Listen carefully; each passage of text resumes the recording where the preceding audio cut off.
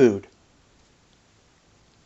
When Rainbow Dash's stomach began growling, the mountain range had begun to slope into the brightest, greenest landscape she had seen for days.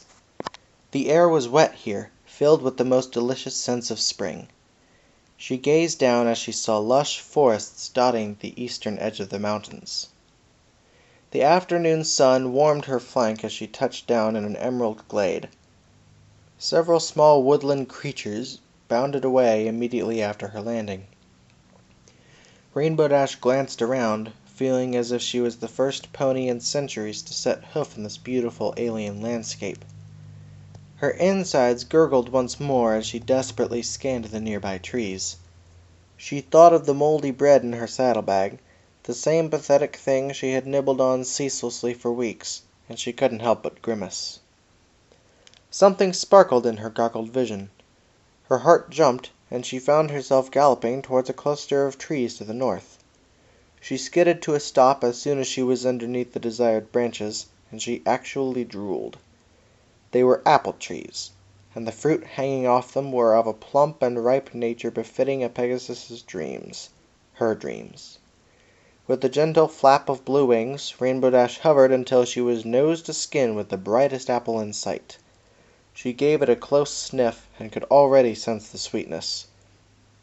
With two hoes she plucked the apple loose, raised her goggles, and turned the object over in her grasp. The skin of the apple looked perfect, but she was hardly a qualified judge. There was no telling if there were parasites hidden inside the thing, or if the apple was rotten at the core, or if there was a bitter taste just waiting to poison her. So much as licking the strange fruit could very well have been an extremely dangerous prospect. So Rainbow Dash took a huge bite. Immediately, her mouth was filled with a flooding river of euphoria. Her ruby eyes flew back in her head, and she let herself fall like a feather to the downy grass below.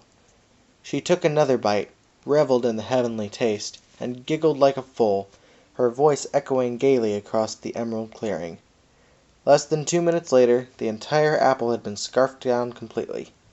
No sooner was Rainbow Dash finished with this gluttonous feat than she was darting back up to the tree for a second fruit, then a third, then a fourth. She tucked these under her hooves, forelimbs, and even her wings. Stifling another evil laugh, she victoriously galloped over to a patch of shade and set her things down. Pulling her blanket loose from the saddlebag, she laid it out along the soft blades of grass, and laid herself down so that her forward half was in the shade and her rear half was warmed by the toasty sunlight.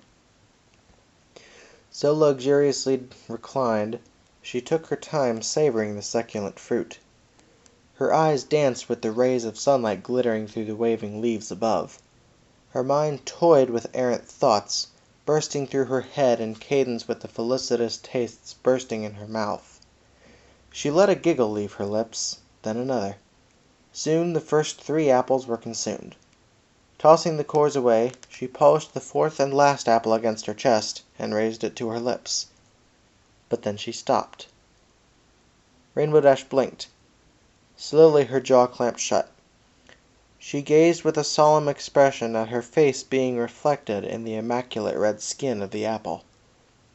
Her nostrils flared, and scents that didn't belong to the emerald glade were now assaulting her. The next breath from her mouth was painful, and soon her eyes fell to the reflection of the ruby lightning bolt hanging from her neck. A sour lump formed in her throat. Rainbow Dash said nothing. She didn't eat the apple. Shadows began filling the glade as the sun was setting beyond the mountains to the west. It was still early in the afternoon, but Rainbow Dash no longer felt like flying. Not yet. The wind had been taken from her wings. With a gentle yawn, she grasped the blanket in her mouth and dragged it to the base of a tree where the shadows were thickest. Pulling a second blanket out of her saddlebag, she wrapped it around her blue body and settled down on folded legs. Rainbow Dash lingered before resting her head. Gnawing on her lip, she reached once more to the apple. Instead of nibbling on it, she merely cuddled it close to her, even nuzzling its soft skin with her cheek. Exhaling, Rainbow shut her eyes. There was a touch of moisture to her lashes, but she paid it no heed, as she happily embraced the lulling kiss of slumber.